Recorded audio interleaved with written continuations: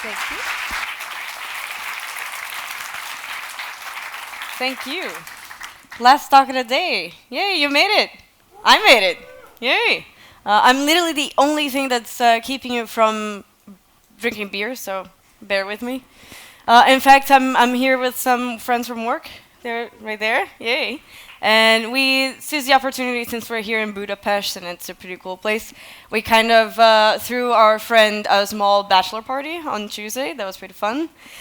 We drank some palinka. Is that the name? Yay! That shit is dangerous. Watch out.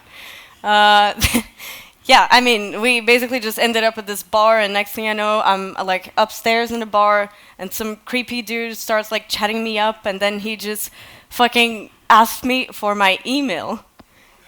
And it's like, what the fuck, man? Absolutely.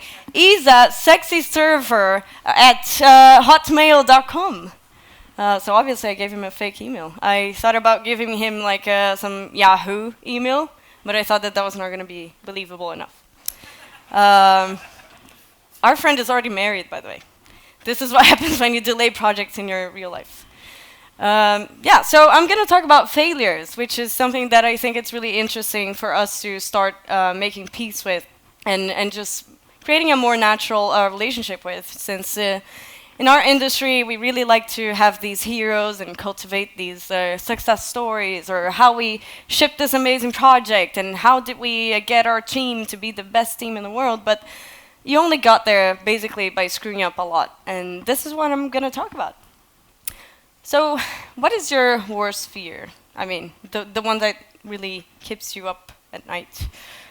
Well, when I was this Isa, which was a lot of time ago, I used to work in the university that used to do computer science in Brazil.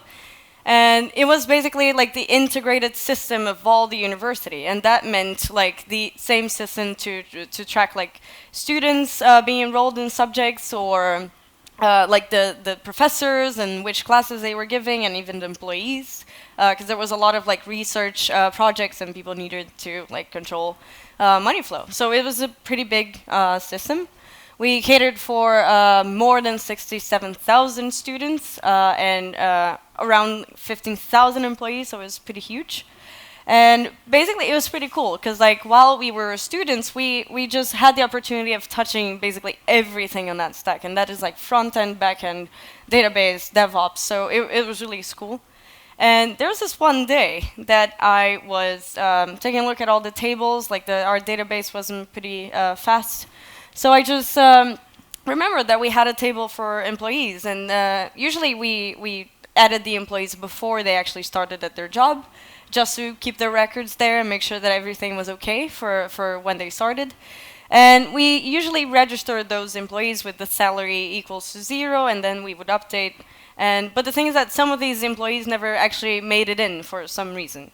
So what I was going to do was just to perform this very simple query to remove all these like employees that weren't actual real employees. But as I was doing that, I typed the first line, and someone called me and asked something else. And I was like, hey, yeah, that's how you do it. No, I'll take you there. And then I came back and hit enter. That was not cool. Because what happens if you do this and you don't specify where is that you drop the table. And of course, I wasn't doing anything that allowed for rollbacks or anything, so that was all lost. So around 15,000 records for all the employees in the universities were completely gone. And that included names, bank account information, and that one was specifically important because the way that the university would pay them is that we would do a query in the database every month and get their banking information, transfer money. And I must add that this day where this happened was one day before payday. Yeah, it's a great story. So that was all gone. That was all gone. And honestly, that was a moment that, first of all, I refused to believe that was actually happened, so I tried to look for the table over and over and over again, and I couldn't find it, obviously. It was gone. And at that time, I just stared at the void, closed down my computer, and honestly, a tear fell down my face. And I basically looked like this puppet monkey.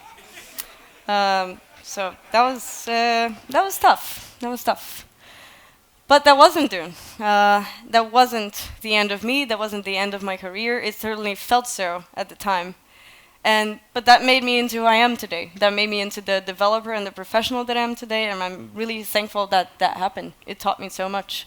After that, we obviously did a lot more things to make sure that this would never happen again. We did backups. We did.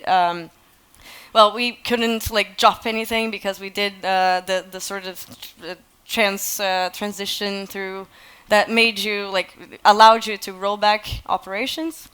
So that also made our product way better. Of course, learning by pain, but still, it was pretty good.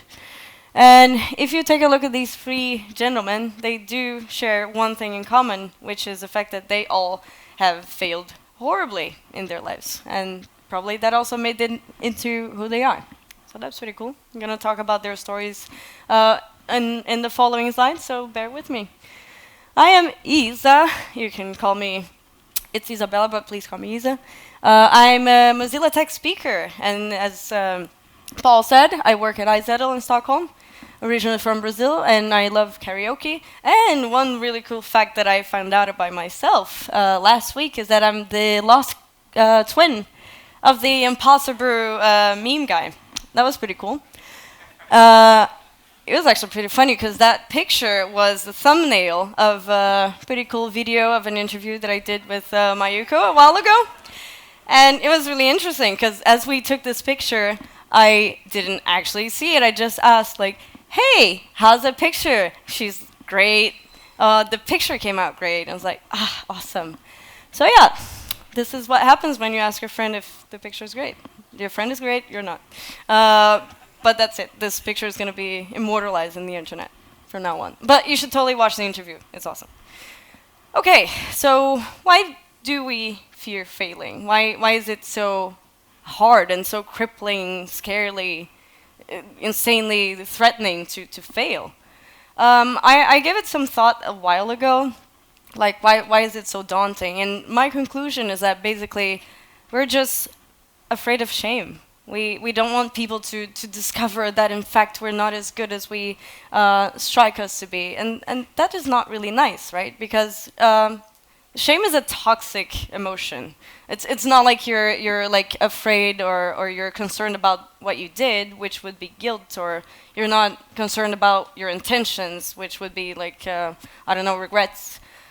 Shame is fundamentally feeling bad about who you are. This is not cool. And being afraid of shame gets you to do a set of very concerning and horrible behaviors, such as self-sabotage.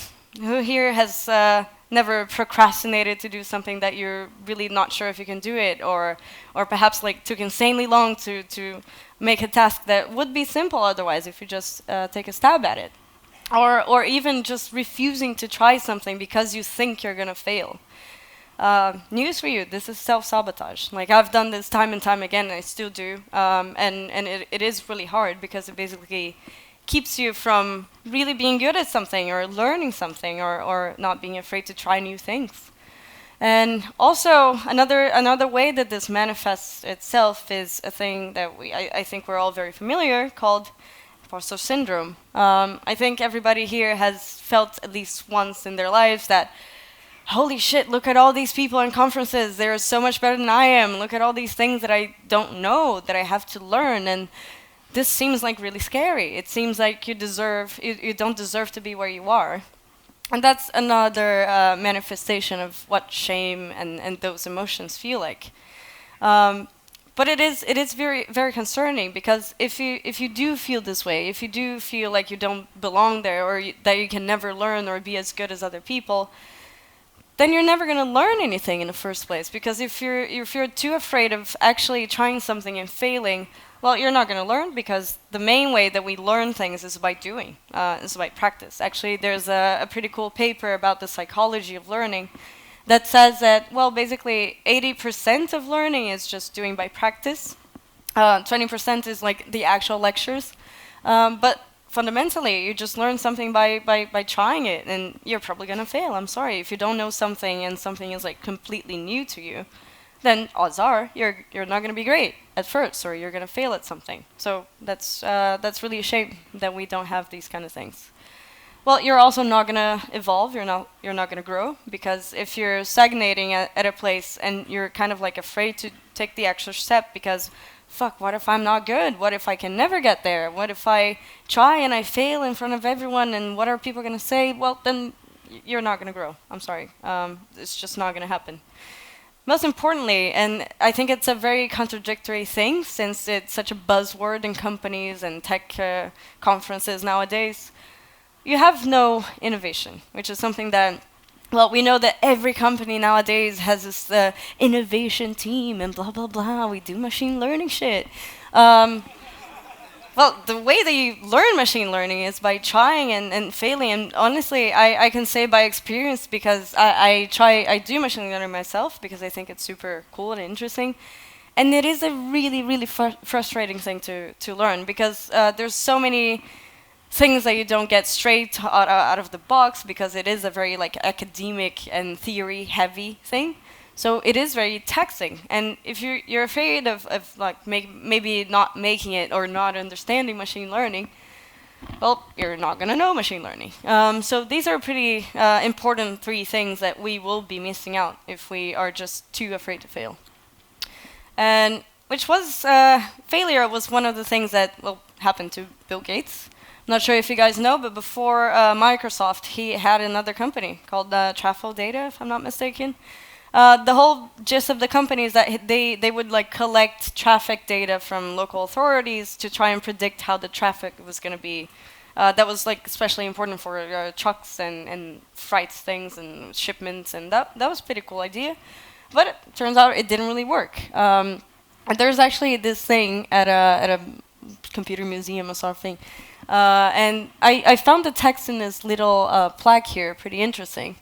This Paul Allen, Bill Gates' partner, said that, well, basically, Trafo Data wasn't a huge success, but it was essential for them to actually be able to have Microsoft, and for Microsoft to be as successful as it is.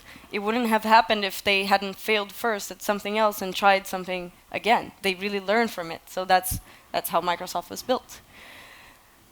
So there's a few perks in failing horribly at life. The first one is that it improves confidence. After you try something, you fail, and you realize that, well, you know what? I fucking survived. That's awesome. I can try this again, or I can try different things. So it really makes you feel more confident at your own ability to solve problems, your own ability to recover crises, your own ability to manage unpredictable things. So it is really good to just get yourself out there and try things for the first time, because it gets you more used to this way of thinking, because honestly, ultimately, it is a way of thinking. Second thing is that it just gives you tons of new things that you learned about, like when you tried something for the first time, that didn't happen, so oh yeah, I learned that next time I'm going to do it differently. So most of these things that we learn about programming or about tech and about talking and dealing to people, you usually just get it, you understand it by trying something and realizing what's the outcome. And most times the outcome is not going to be great, but that's fine. That's part of life. So it does teach you a lot. I would say like it's you just learn so much more from horribly failure experiences than the successes, because those are the experiences where something unpredictable happens and you deal with it, and they teach you so much more than just like the success outcome. It could lead to happy accidents. Sometimes we do have a plan in mind, and honestly, the thing that we have envisioned doesn't really happen, but you just end up in really interesting scenarios that perhaps you didn't even know about them. It's not related to tech, but it is a pretty interesting story that was actually the case of penicillin. So basically, I forgot his name, but the guy that was like making a study on penicillin forgot to basically put a lid on the bottle thingy, and then mold started to appear, and he was like really ready to throw away the whole thing when he actually he realized that the penicillin was killing the mold. the mold. So that was a pretty cool thing, and perhaps he wouldn't have reached that conclusion that this was actually something that was worth looking into if he didn't have that accident. That, well, you can look at it and see, okay, that was a mistake, but actually that led to a pretty cool and interesting solution.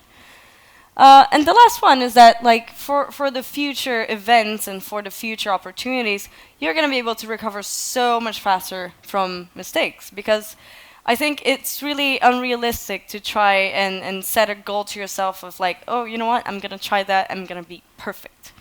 Sorry, you're not. But it's a much more realistic goal to just say, okay, I'm going to try this, and I'm going to be brave enough to just see how it goes and see how I can deal with this. And honestly, if you have like failed a couple of times at the same thing, you're just able to recognize like your own patterns of thinking, your own ways of like, okay, how does that mistake make me feel? Like, okay, I get really anxious when this happens, so perhaps the next time I'm gonna be able to understand more why I feel this way and be able to manage that situation faster. And this is only gonna happen if you failed a couple of times. There's really no way around it. It's just something that we have to live with. So the important thing here is that I think it's way more healthier if we're just like transparent about our mistakes and accept the mistakes of others, because ultimately it does create like a much healthier environment, in the sense that, well, if I'm in a team that nobody ever asks me for help or says, oh, you know what, I just fucked up at this thing, I'm never gonna feel confident enough to just go up to someone and admit that, oh yeah, you know what, I tried this and it didn't work, can you help me figure out how to do better? You're not going to feel comfortable enough, and that's really important, especially in development. Like, we can brush up our tools as much as we want, or we can create the best frameworks, but development's about people, and it's about teams, and it's about how comfortable you are making stuff happen with like a set of 5 other people that are doing this with you. So it's really important to be in the same game together. And do you know what I like the most? Vulnerability. Vulnerability in a team is really important, because without you feeling comfortable enough to feel vulnerable with other people, and without you making sure that people are comfortable being vulnerable with you, you're probably not going to ship a great tech product. I'm sorry, it's not going to happen. You're not going to be able to single-handedly make a huge platform happen. You're not going to be able to push like great things to the tech community. So you need to be vulnerable with your team, and you need to embrace their vulnerability, because that's what makes things happen better. And as a second anecdote, there's a really interesting story of Steve Jobs. And I think everybody knows this story, that he was actually fired from Apple, basically because he was a jerk. And so he had all these like really high level of demands, and he was all like very hard on his criticisms. And ultimately, that drove the teams to such an unhealthy environment and an unhealthy way of dealing with the product, and that was just not working. So basically what happened is that like the whole board of directors got together and said like, hey man, you need to leave, I'm sorry. And in the case of Apple, since it was like a public company and you have stakeholders, that actually was possible of happening. And for him, that would have been like absolute doom, or for anyone that is in that situation, to be fired from the company that you started yourself could be considered like horribly, terrifyingly big fuck up, a failure. But I saw this really interesting quote from him, and you don't need to read the whole thing, but basically he's saying that, well, getting fired from Apple was the best thing that ever happened to him, because he was at this status where he needed to be the king. He needed to be the genius guy that always presented amazing things. And after he had that first fall from grace, he just felt like he was liberated. He was set free by the whole thing. He didn't need to be the genius guy all the time again. And that eventually sparked his creativity to the fullest. And obviously I'm not Steve Jobs, and I'm not even that successful, but I can't really sympathize with that. Like, sometimes in our careers we just reach to a level where we just feel like, okay, what's the next step? What's the next step? How am I going to get bigger? And that is addicting. That is almost like golden golden chains. So it is really important for us to think that it's okay to make mistakes and it's okay to make different decisions, because that's what gonna makes us feel more creative and more free to think in different ways. So that's really important. So okay, all that said, I went ahead and made you all something that I called the Guide to Fuck Up Recovery, and I hope you enjoy it. I think it's going to be useful. So the rules are, first of all, when confronted with a massive, horribly failure fuck up in your life, first thing you need to do is breathe, calm down. Obviously, because when we're confronted with something that is unexpected and that never happened, we get really excited, anxietic, and just like afraid and scared of how am I going to do to figure this out. And when you're in that stage of distress, you're probably not going to come up with a lot of good ideas. You're going to come up with desperate ideas. So take a moment to yourself, take a deep breath, be calm, talk to someone. Talk to someone really helps, especially because it's really nice to have the perspective of someone that is not within the problem. So that's something that for me is always very useful. So keep calm. Second, it's important to create an action plan, because obviously when you're confronted with a really serious situation of something that went terribly wrong, you basically don't know what to start. Like, how do I start unfucking this? Like, how do I start making this well again? So try to dissect the problem. Try to figure out, okay, what causes, how can I revert this? Is it possible to revert this? And if it's not, how do I manage the whole situation? How do I get the data to be back in the database? How do I get the server to be back up? And if you're not sure, if you don't know, please ask for help. Like, it's fine to ask for help. Sometimes we as developers tend to think of ourselves as like lonely heroes. But it really does help for you to just like get someone to help you and get someone to at least share that discomfort and to be by your side to back you up. Next up, establish preventive measures, because obviously you don't want to make the same mistake a lot of times, right? So it's really important, like as I shared in the case of my happening, we did establish measures to make sure that this wouldn't happen again, such as trying to create backups, create routines for checking if the database is all right, create a pipeline on Jenkins or CI or whatever it is to make sure that you have things to prevent you from doing something that could be destructive, or at least prevent you from doing something without asking for like a double check confirmation kind of thing. So make sure that this you're creating a setup or an environment where this is not going to happen again.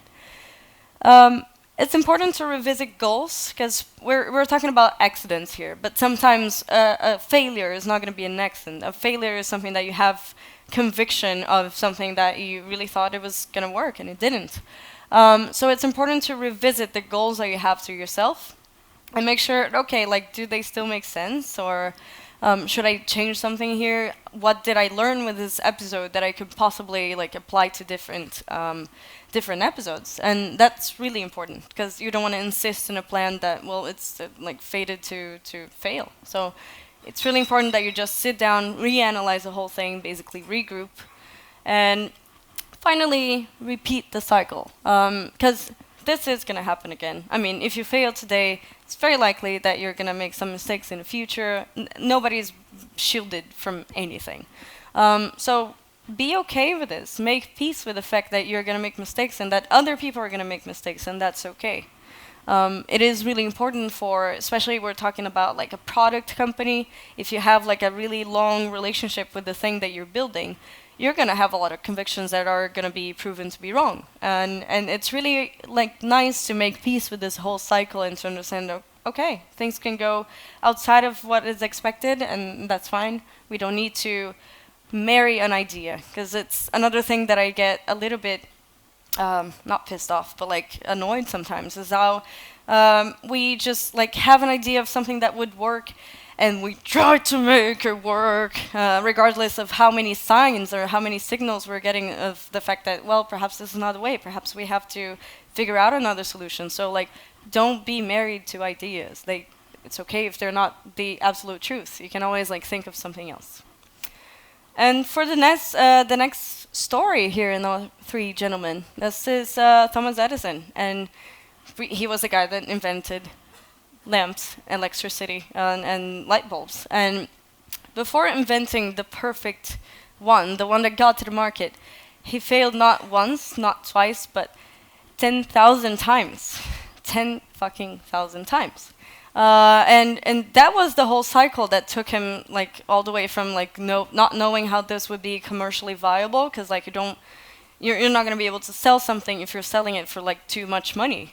So when someone asked him about like, okay, but do you never get frustrated, or how did you manage to like insist for so many times? And he said something that I think is very interesting. He said, why would I feel like a failure, and why would I ever give up? I now know definitely over 9,000 ways of an electric light bulb will not work. Success is almost at my grasp. So that's also a really cool way of thinking about mistakes. Now you know something that definitely not works, and it's a pretty cool way to reach a solution. You just can you can rule out things by elimination, and that's also a very valid process. It is the process that Thomas Edison took, and it worked for him. So that's a pretty cool thing. Cool. So now you can all pat yourselves in the back. You're certified fuck-up experts. Congratulations. You deserve a round of applause. Congratulations.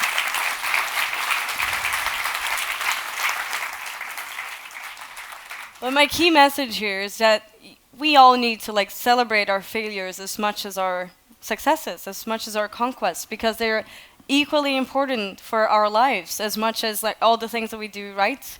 All the things that we do wrong teach us even more about how to get to the Holy Grail, how to get to your goal. So make sure that you celebrate all of them and make peace with the fact that you're not going to be perfect always. And to close out the talk, I have a quite big quote, but I would like to read it to all of you because I love it. It's by Theodore Roosevelt, and he has this quote that says, "It is not the critic who counts, not the man who points out how the strong man stumbles or where the doer of deeds could have done them better. The credit belongs to the man who is actually in the arena, whose face is marred by dust, sweat, and blood, who strives valiantly, who errs, who comes short again and again, because there is no effort without error and shortcoming, but who does actually strive to do the deeds, who knows great enthusiasms, the great devotions, who spends himself in a worthy cause, who at best knows in the end the triumph of high achievement, and who at worst, if he fails, at least fails while daring greatly, so that this place shall never be with those cold and timid souls who never know victory nor defeat." Thank you.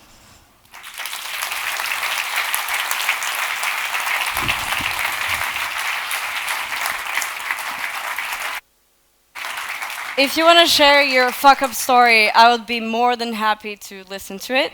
Thank you so much for listening to me. If you have any questions or you want to share your story, I'm available on Twitter or my fake Hotmail email. Thank you so much for listening, guys. Have a great party!